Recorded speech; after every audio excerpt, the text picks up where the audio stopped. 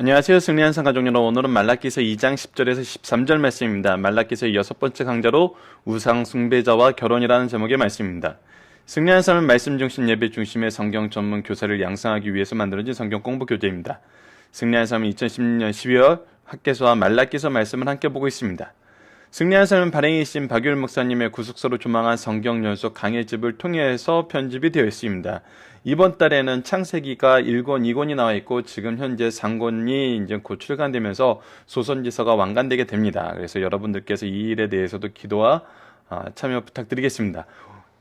말라기서는 총 6편의 설교로 구성되어 있습니다. 오늘 본문 말씀이 이제 세 번째 설교에 들어가는 내용입니다. 세 번째 설교는 불신앙에 관한 논쟁입니다. 우리가 불신앙이라고 얘기할 수 있는 가장 근본적인 것이 바로 결혼에 대한 부분입니다. 결혼과 그 결혼을 파탄시키는 이혼, 이 두 부분에 대해서는 우리가 분명한 성경적인 기준이 있어야 됩니다. 이 부분에 대한 하나님의 질서가 있어야 돼요. 자, 여러분 보십시오. 첫 번째 가르쳤던 건 예배입니다. 결혼입니다. 우리가 신앙생활에서 가장 중요하게 생각하고 근간이 되는 건 뭐냐면 신적 기관인 가정과 교회입니다. 이것의 근간이 무엇인지 우리에게 분명히 보여줘요. 하나님과의 관계에서는 예배이고 우리 인간과의 관계에서는 결혼이 가장 근본이 됩니다. 그런데 이 결혼이 근본이 되는 이유도 뭐냐면 이 예배와 가정은 두 가지 다 무엇을 향하여 나아가냐면 하나님과의 바른 형성된 관계로 향하게 됩니다. 하나님과 함께하는 삶의 모습으로 나아가게 돼요. 이것이 하나님이 주신 가장 근본적인 두 가지입니다. 그래서 오늘은 이 결혼에 대해서 살펴보게 됩니다. 자, 이번 주 말씀을 통해서 하나님과 우리는 어떤 관계인가, 이 관계에서 중요한 것은 무엇인가라고 우리가 생각하는 시간을 갖고 있습니다. 우리가 지난 시간을 통해서는 예배의 중요성을 봤습니다. 오늘은 이 결혼에 대한 중요성을 보도록 하겠습니다. 이 결혼이 왜 하나님과 우리의 관계를 좌지우지하는 중요한 요소가 될 수밖에 없는지를, 그렇다면 이런 기준, 이런 요소인 결혼을 우리는 어떻게 준비하고 받아들이고 가르쳐야 되는지를 오늘 보도록 하겠습니다. 자, 우상 숭배자와 결혼, 말라기서 2장 10절에서 13절 말씀입니다. 우리는 한 아버지를 가지지 아니하였느냐? 우리는 그 한 아버지는 누구시죠? 바로 하나님입니다. 하나님께서 지으신 바가 아니냐?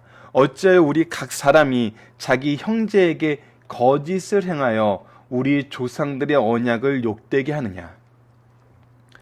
자, 지금 하나님의 지으심을 받은 형제로서 지적받고 있는 죄의 제목은 무엇이냐면 거짓입니다. 거짓을 행하는 거였어요. 거짓을 행함으로 인해서 우리 조상의 언약을 욕되게 하고 있다는 거예요.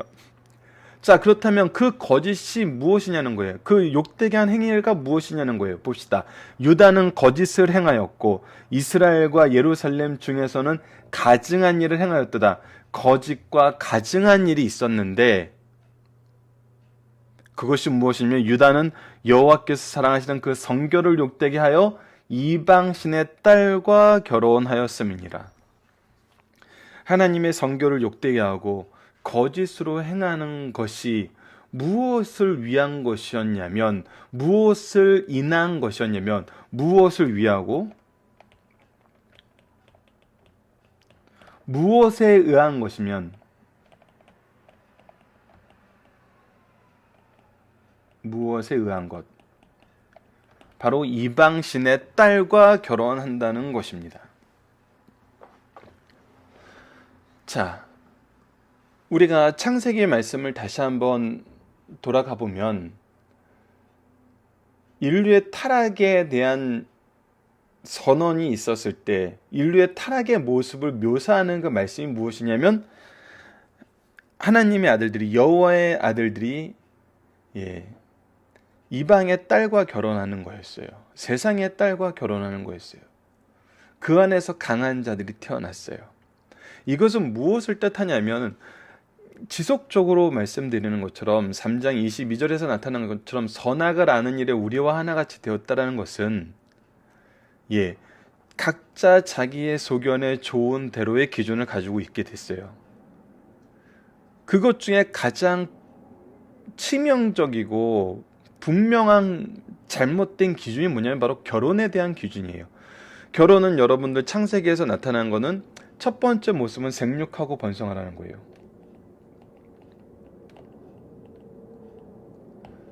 결혼의 기준은 생육과 번성입니다. 이것은 영적인 것, 육적인 것이 다 들어가고 있어요.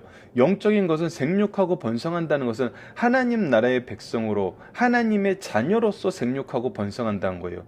육적인 것으로는 실제적인 자손을 낳는 거예요. 이 두 가지가 지금 현재 영적인 부분으로 파괴되는 부분은 성결을 롯되게 하는 이방신들과의 결혼이고, 육적인 것을 파괴하는 것은 바로 동성연애예요. 그래서 이것은 죄의 결과예요. 여러분들 세상을 볼 때 이 부분을 우리가 구분할 줄 알아야 돼요. 죄의 결과로 온 것을 죄의 결과로 인정하기 싫은 것이 다양성이라는 표현이에요. 다양성을 인정해야 된다는 거예요. 하지만 성경에서 이것은 죄의 결과로 인한 것이기 때문에 안 되라고 얘기하는 것이 신앙적인 기준으로, 말씀적인 기준으로, 하나님 중심적인 기준으로 계시 의존신앙을 가지고 사는 사람들의 모습이에요. 그래서 우리는 이것이 싫어, 이것은 잘못된 거야, 이건 더러운 거야, 이러는 게 아니라 이것은 하나님 말씀에 의해서 이런 것이기 때문에 이거는 죄입니다라고 얘기를 하는 거예요. 다양성의 하나로서 우리가 들어가서 얘기를 하는 것이 아니라 절대 기준인 하나님을 제시하는 거예요. 그것은 말씀밖에 없어요. 자, 그래서 이 부분도 이방 여인하고 결혼하는 게 왜? 그들과 사는 게 어때서? 물론 이렇게 얘기하는 사람들도 있어요. 우리가 전도하면 되잖아. 자, 거기에 그거에 대한 얘기가 바로 이것입니다. 무엇을 위하여 지금 내가 결혼을 하고 싶어 하는가? 하나님이 원하지 않는 기준에 의한 결혼을 하고 싶은가? 생육하고 번성하라. 그리고 그 다음에는 통치가 있고 계승이 있어요. 다스리라. 그리고 돕는 베필로스의 모습, 하나님의 일을 돕는 베필로스의 모습, 이것을 가르치는, 계승하는 아담의 모습. 그래서 결국은 생육과 번성과 통치와 계승이란 것이 있는데, 이런 것이 더 이상 나에게 중요하지가 않아요. 내가 보는 즐거움, 내가 가지고 있는 기쁨이 나의 결혼의 가장 주된 목적이에요. 그렇기 때문에 하나님이 원하시는 것이 아닌 내가 원하는 것을 위해서 이방신의 딸과 결혼을 한다는 거예요. 이방신의 딸과 결혼한다는 건 필연적으로 무엇을 가져오냐면 이방신을 섬기는 제도를 가지고 와요. 이것은 좀 이따 본문 중심사상에서 소개된 말씀을 몇 가지 같이 읽어보는 시간을 통해서 확인하도록 하겠습니다. 그리고 이런 것에 의해서 분명히 하나님께 드려지는 예배의 성결과 삶의 성결과 생육하고 번성하고 하나님의 통치의 대행자로서 그 통치를 이루고 계승하는 일을 할 수 없게 된다는 거예요. 그러니까 이것은 죄라는 거예요. 이 일을 행하는 사람에게 속한 자는 깨는 자나 응답하는 자는 물론이요 만군의 여호와께 제사를 드린 자도 여호와께서 야곱의 장막 가운데 끊어 버리시리라. 이러한 자는 하나님의 백성으로서의 지위를 유지할 수 없게 됩니다. 여러분들 어려서부터 결혼에 대해서 가르치는 게 굉장히 중요해요. 우리의 삶의 목적이 무엇인지 가르치는 것은 굉장히 중요합니다. 이것을 가르치지 않고 어떤 직업관이나 성공관을 가르친다는 것은 사상 누각에 불과할 뿐이에요. 결국 자신들이 원하는 것이 하나님의 기준과 다른 무엇인가를 향해 나아가는 삶을 오히려 가속시킬 수도 있어요. 그렇기 때문에 이 부분은 우리가 굉장히 주의해야 됩니다. 자, 13절은 다음 14절, 16절 말씀에 중간 연결 부분이 되는 말씀입니다. 너희가 이런 일을 행하나니, 그래서 결국은 이러한 결혼 제도를 통해서 경험하게 되는 것이 무엇이냐면 곧 눈물과 울음과 탄식으로 여호와의 제단을 가리게 하는도다. 여기 가리게 하는도다라는 것은 영어 표현으로 보면 플러드라고 써 있어요. 플러드는 이제 홍수처럼 범람하는 거거든요. 이런 것들이 가득 차버린다는 거예요. 여호와의 제단이 눈물과 울음과 탄식으로 가득 차요. 이것은 무슨 얘기냐면, 여러분들, 이런 잘못된 결혼은 우리가 하나님 앞에 기쁨과 감사와 은혜로 넘치는 이 자리가 눈물과 울음과 탄식으로 넘치게 만드는 가장 치명적인 일이라는 거예요. 얼마나 많은 여인들이, 얼마나 많은 이 결혼에 의해서 상처받는 사람들이 눈물과 울음과 탄식으로 이곳을 넘쳐버리게 합니까? 그러므로 여호와께서 다시는 너희의 봉헌문을 돌아보지도 아니하시며 그것을 너희 손에서 기꺼이 받지도 아니하시거늘. 그래서 이런 일을 만드는 사람들의 재물은 하나님께서 받지 않으세요.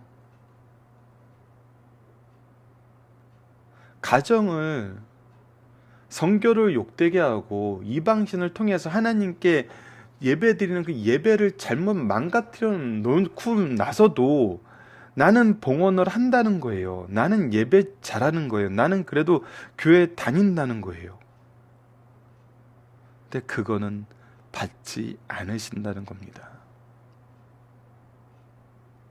자, 내일 말씀과 연결된 부분이기 때문에 더 구체적인 건 내일 보고, 오늘 본문 말씀을 통해서 우리가 오늘 본문 내용에 집중해서 한 가지 적용하기 문제를 제안해 드렸는데, 그 부분을 우리가 오늘 좀 묵상해 보는 시간을 가져보셨으면 합니다. 자, 본문 묵상하기를 보면은 한 아버지와 한 하나님은 무엇을 의미하는가? 이들은 거짓은 무엇을 욕되게 하는가?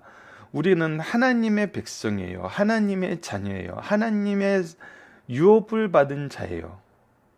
하나님과 예배로 동행하는 사람들이에요. 이것을 통해서 생육하고 번성하고 온 세계를 다스리는 하나님의 통치의 대행자로서 하나님께 영광 돌리는 삶을 살면서 빛과 소금으로서 하나님의 드러내는 삶을 사는 사람들이에요.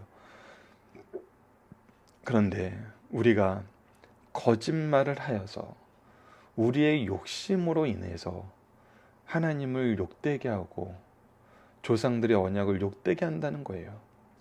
이들이 행한 가증한 일은 무엇이냐면 하나님의 성결을 욕되게 하여 이방신의 딸과 결혼하는 거예요. 이것은 철저하게 나의 욕심임을 고백할 수밖에 없습니다. 이런 가증한 일에 대한 하나님의 징계는 무엇입니까? 예, 장막 가운데 끊어버리신다는 겁니다.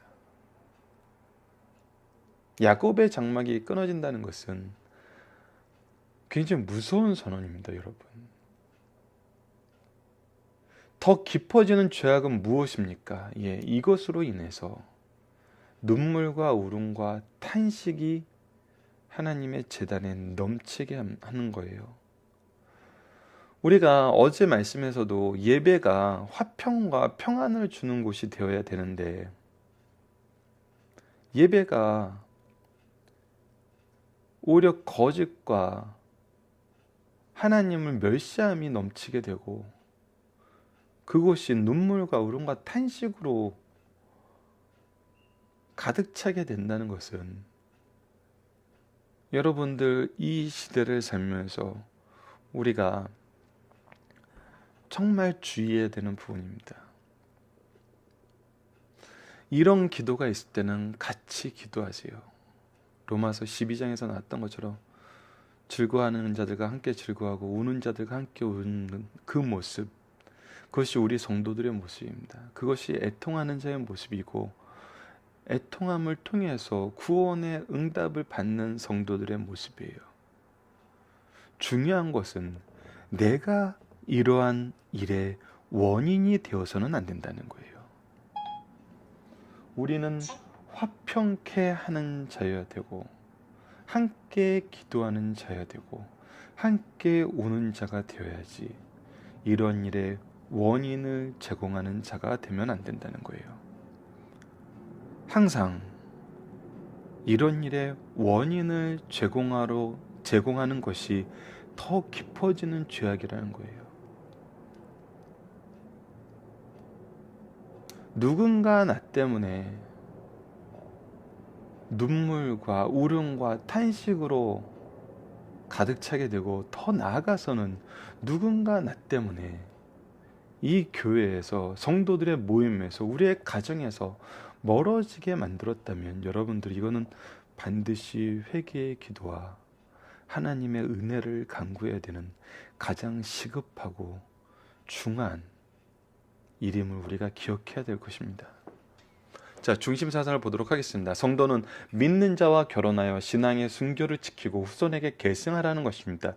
성경에서 이방인과 결혼을 반대하는 이유는 무엇입니까? 이는 결혼으로 인하여 이교 사상이 오염되어 거룩해야 할 하나님의 백성이 이교적 의식에 참여하여 가증한 우상 숭배를 자행하기 때문이에요. 이런 일은 흔히 있는 일이었어요. 이방인들이 개종한 경우에는 그와 혼인을 허용했어요. 본문은 하나님의 백성의 거룩함을 상실한 결혼은 신앙의 단절을 가져오게 된다고 책명하고 있어요.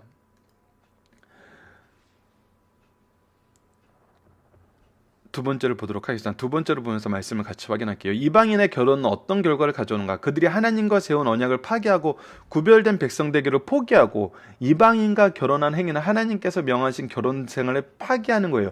신명기 7장 3절로 4절을 읽어드릴게요.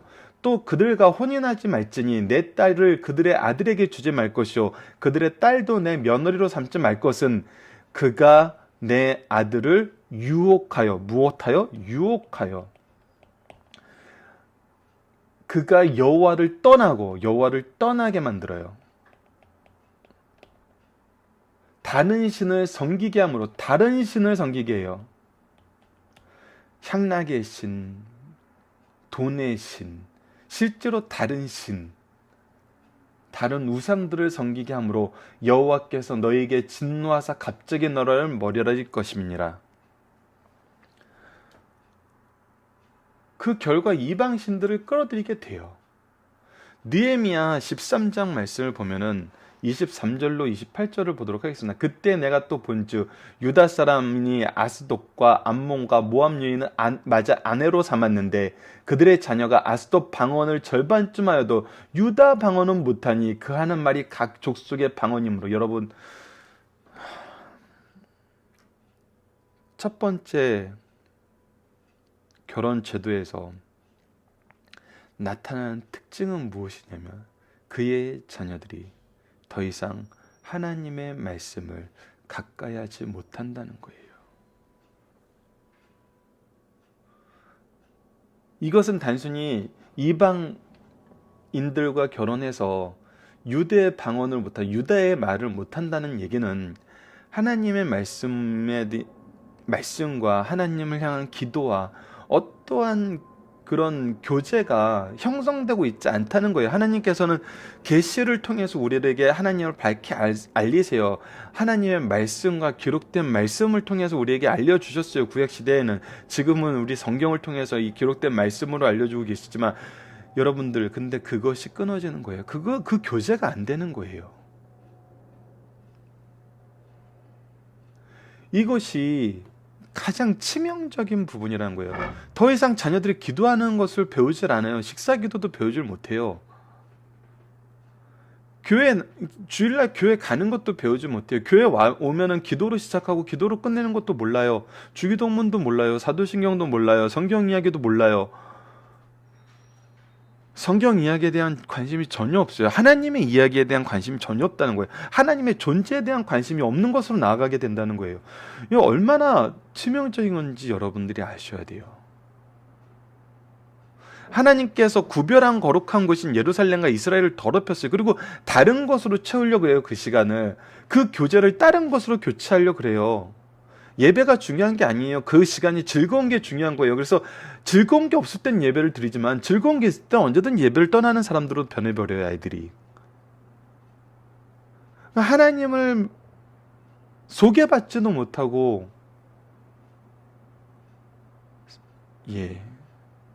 삶을 살아나가게 되는 거예요. 그래서 결혼이 무엇을 위한 것이라는 것을 분명히 우리에게 가르쳐주고 있습니다. 그 부분 우리가 다음 시간에 계속 확인해 보도록 하겠습니다. 그러나 선민이 이방 여인과 결혼함으로 그족에서 가증한 일이 행하여져서, 가증한 일이란 무엇입니까? 우상을 섬기는 사람이나 땅을 더럽히는 것, 또 남녀 간의 간음함을 가리키는 말이에요.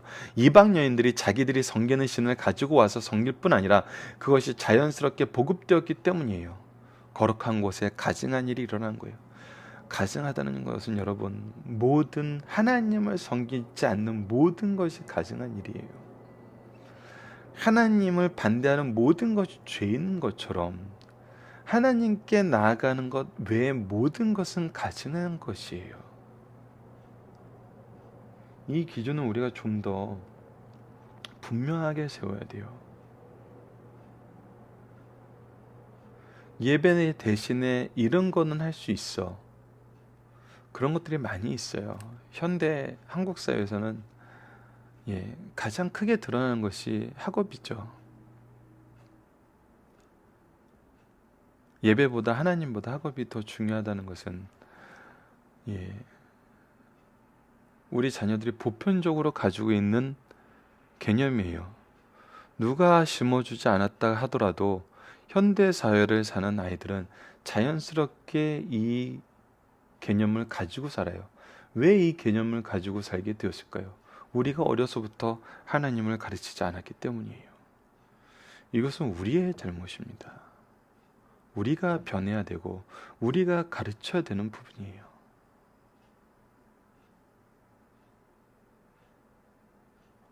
우리의 가증한 일이 자녀들을 가증하게 양육하는 거예요.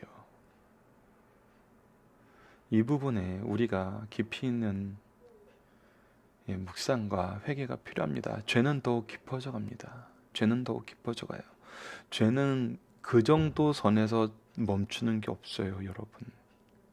죄는 깊어져 갑니다. 모든 민족 가운데 기묘하게 쓰려고 구별한 이스라엘 백성들이 이방인과 결혼하여 우상을 섬겨 그 본성을 타락시킬 뿐 아니라 이런 일까지 행합니다. 이는 아내, 배우자를 학대하는 행위로 본초를 버리는 것입니다. 배우자에게 버림받은 것은 인생의 가장 슬픈 일이요 처참한 일입니다. 그러므로 하나님 앞에 나와서 눈물과 울음과 탄식으로 호소하여 제단을 가리게 됩니다. 가득 채우게 돼요. 슬픔으로 하나님의 전을 가득 채울 정도로 처절한 호소가 있어요. 이렇게 아내, 배우자를 학대하여 버리고도 하나님께 제사, 예배 드렸으니 공의로운 하나님께서 어찌 그 봉헌문을 받으시겠는가라는 거예요.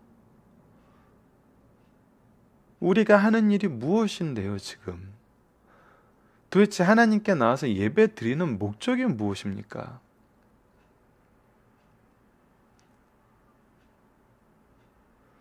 이런 예배는 결코 받으실 수 없다는 거예요. 하나님께서 하는 학대받는 자의 눈물을 보시지 결코 학대하는 자의 재물을 보시지 않는다는 것입니다. 가장 중요한 말씀입니다. 하나님께서는 학대받는 자의 눈물을 보시지 학대하는 자의 재물을 보지 않으세요. 만약에 학대하는 자의 재물이 교회 안에서 중요한 역할로 주목을 받는다면 이건 하나님이 하시는 일이 아니에요. 이런 일이 교회 안에서 이루어지면 이땐 더 회개해야 될 때입니다. 하나님께서 받으시는 것은 학대받는 자의 눈물과 탄식의 기도이지 학대하는 자의 화려한 재물이 아니라는 것입니다.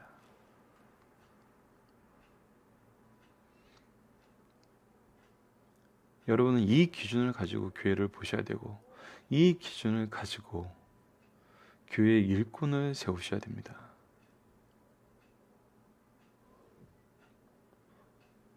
살펴보기 정답은 여러분들 카페를 통해서 확인해 주시고요. 오늘은 굉장히 민감한 문제가 될 수도 있습니다. 하지만 이 부분을 한번 같이 보도록 하겠습니다. 자녀들 혹은 제자들이 믿지 않는 배우자를 맞이하려고 할 때 우리가 준비하고 함께 지도하며 기도해야 하는 부분은 무엇입니까? 이런 결정을 하기 전에 먼저 자녀들에게 가르쳐야 되는 것은 무엇입니까? 여러분들,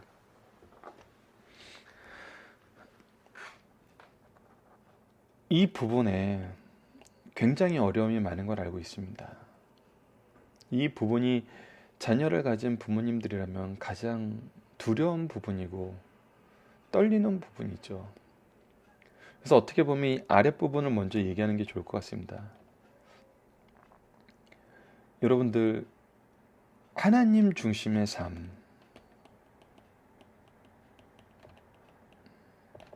이것은 결혼은 정말 굉장히 중요합니다. 굉장히 재밌는 게 마치 우리가 결혼은 우리의 선택 같아요. 나의 선택 같아요. 왜냐하면 우리가 부모를 선택할 수 없잖아요. 부모가 자녀를 선택할 수 없잖아요. 하나님이 주시는 거였잖아요. 그리고 우리가 하나님을 만나는 거, 우리가 하나님을 믿게 되는 거, 이거는 하나님의 임재하심을 통해서, 하나님이 찾아오심을 통해서 우리에게 이루어지는 것을 성령의 역사임을 알잖아요. 근데 내가 누군가를 좋아하는 거, 내가 누군가 부부를 맺는 거, 가정, 부모와 자녀죠. 가정, 부부는 내가 선택의 여지가 있는 것처럼 보이는 부분이 있어요. 이게 그래서 굉장히 어려워요. 하지만 여러분, 창세기에서 우리가 아담의 경우를 봤다시피 하와를 만드셨을 때, 여자를 만드셨을 때 아담을 재우셨어요. 성경의 첫 모습을 보면은 이 부분도 하나님의 주권적으로 역사하심에 의해서 시작된 것을 볼 수 있어요. 그래서 모든 것이 하나님의 결정이라는 것은 성경이 가르쳐 주는 것이에요. 하지만 이런 부분의 가장 어려운 부분이 바로 부부 문제이기 때문에 아브라함도 이 부분에 대해서 굉장히 신경을 쓴 것을 우리가 볼 수 있어요. 자, 그렇다면 이때 우리가 가르쳐야 되는 건 무엇이냐는 거예요. 바로 결혼에 대한 하나님의 중심된 기준이 무엇인지를 우리가 보는 거예요.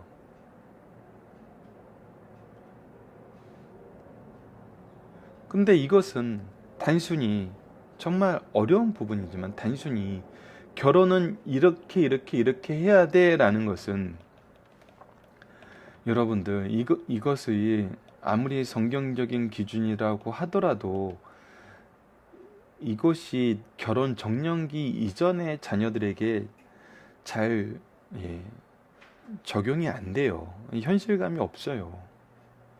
그래서 근데 이것은 다 참 아이러니한, 결혼 정년기에 가르치면은 이미 그들의 의견이 있고 그들의 생각이 있어서 이것이 잘 받아들여지지 않아요. 그래서 하나님 중심의 삶이라는 것은 어려서부터, 엄밀히 말하면 태어나서부터 죽을 때까지 이 삶 속에 사는 것이 중요해요. 자, 하나님이 이스라엘 민족에게 하신 일을 보자고요. 하나님이 이스라엘 민족에게 명령하신 일을 보자고요. 그것은 어떤 결정적인 사건 하나하나를 두고 이거는 이렇게 하는 게 하나님 뜻이야, 이거는 이렇게 하는 것이 하나님 뜻, 이거 이렇게 하는 것이 하나님, 이렇게 가르쳐 주기보다는 태어나면서부터 죽을 때까지 하나님 중심의 삶을 사는 모습을 가르쳐 주고 있어요. 우리가 인생을 살아가는 모습을 가르쳐 주고 있다는 거예요.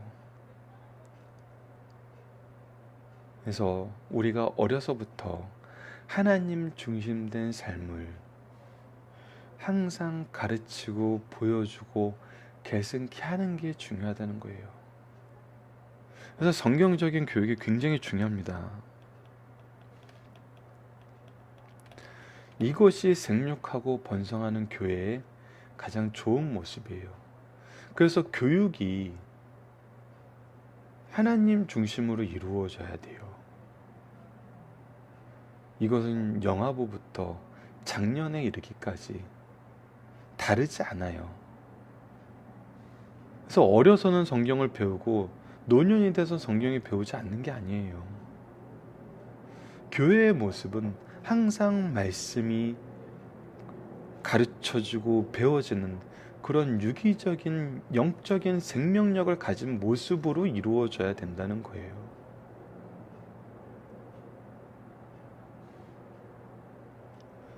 그랬을 때 이것이 가르쳐져요. 이것이 경험되어지고 이것이 생활화되고 이것이 이미 하나님과의 만남 속에서 이것이 이루어져요. 자, 그런데 중요한 거는 이런 부분이 안 되었을 때 어떻게 맞이하고 준비해야 되는 거예요. 여러분들, 이것은 단기간 내에 되진 않습니다. 하지만 우리에게 좋은 예가 두 명이 있죠. 기생 라합과 룻이에요.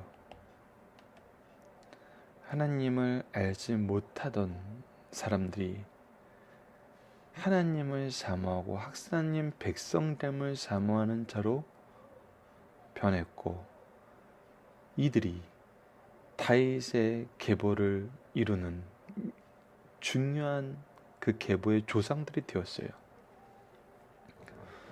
그렇기 때문에 우리가 정말 봐야 되는 것은 이들이 하나님을 경험하게 하는 거예요. 이들이 하나님을 바르게 믿게 하는 거예요. 이런 부분은 한국 교회도 놀라운 보고들이 많이 있습니다.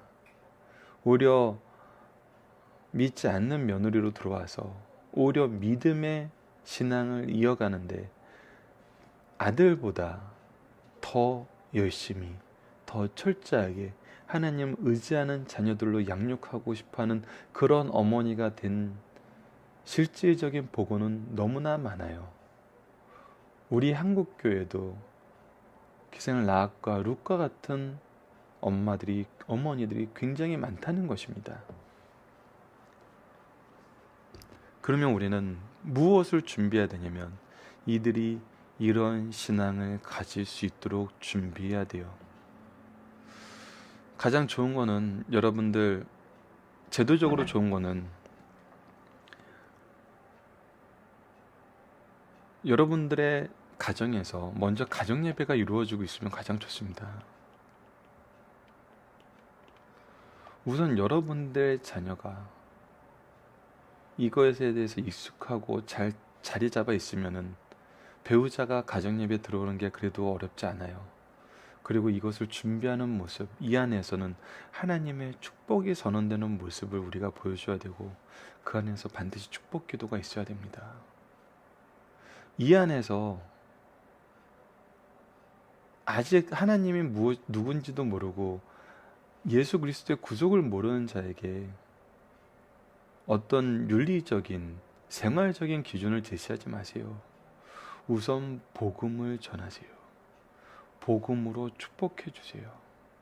그리고 축복의 장중에 있는 것이, 하나님의 축복의 장중에 있는 것이, 이 하나님의 축복의 통로로서 믿음의 부모를 세우고 내가 이 믿음의 가문에 들어와서 하나님의 축복된 백성이 되어 간다는 것을 배우는 것이 먼저입니다. 그리고 그 축복이 영원한 삶인 구속으로 이어진다는 것을 가르치는 것이 가장 중요해요. 근데 이런 축복의 통로로서 가장 좋은 것은 예배입니다. 두 번째, 믿음의 통로, 말씀의 통로로서 가장 중요한 것은 교회 교육자를 통해서, 목사님이나 전사님들을 통해서 세신자 교육을 받아야 돼요. 특히 결혼을 준비하는 사람들은 따로 교육을 받는 것이 굉장히 중요합니다. 이것은 장시간 이루어져야 돼요. 엄밀히 말하면 세례를 받을 때까지 6개월에서 1년 기간 동안은 이 부분이 이루어지면서 이 부분이 삶의 우선이 되는 그런 훈련과 그런 영성을 경험하게 해야 돼요. 이것은 그냥 되지 않아요. 굉장히 많은 관심과 격려와 수고를 통해서 이루어져야 돼요. 그래서 청년부를 담당하신 분들은 이 부분이 준비되어 있어야 됩니다. 준비하셔야 되고요. 교회 자체에서도 한 가정이 경건한 가정으로 자리 잡고 경건한 자녀가 태어나는 것은 교회의 가장 핵심적인 생산 작업이에요. 생육하고 번성하는 기초가 되는 것입니다. 굳건하게 교회가 서는데 가장 기초적인 은혜로운 작업이에요. 이 일에 교회도 함께 움직여야 되는 것을 우리가 이 결혼에 대한 문제, 이 신앙에 대한 문제를 통해서 다시 한번 생각해 봤으면 합니다. 이 부분은 쉽지 않습니다. 하지만 반드시 있어야 되는 부분이에요. 그리고 이것이 있는 교회가 정말 생육하고 번성하는 교회가 됐다는 것은 또 한국 교회에 많은 보고들이 있어요. 이거는 전 세계적으로 있는 보고들입니다. 여러분들 이것에 주목하여서 말씀이 역사하시는 가정과 교회가 되길 원합니다. 말씀을 기초로 기도하기를 통해서 마치겠습니다. 하나님, 믿음 안에서 가정을 이루게 하여 주시고 가정이 우리의 생각과 필요를 충족시키는 곳이 아니라 하나님의 의와 화평과 사랑의 열매가 가득한 곳이며 하나님이 세우신 신적 기관으로 하나님과 함께하는 거룩한 공동체임을 알게 하여 주소서. 그래서 하나님을 알지 못하고 하나님과 함께하지 못하는 결혼이 얼마나 어리석고 연약한 것임을 말씀과 삶을 통해 미리 가르칠 수 있도록 인도하여 주소서. 그리고 하나님의 역사를 계승하는 귀한 신앙의 유산을 잘 계승할 수 있도록 사랑의 수고와 소망의 인내를 통해 역사하는 믿음의 기록을 갱신하는 가정이 되게 하여 주소서. 언제나 사람을 향한, 영혼을 향한 그리스도의 사랑으로 연합을 준비하고 맞이하게 하여 주소서. 예수님 이름으로 기도드립니다. 아멘.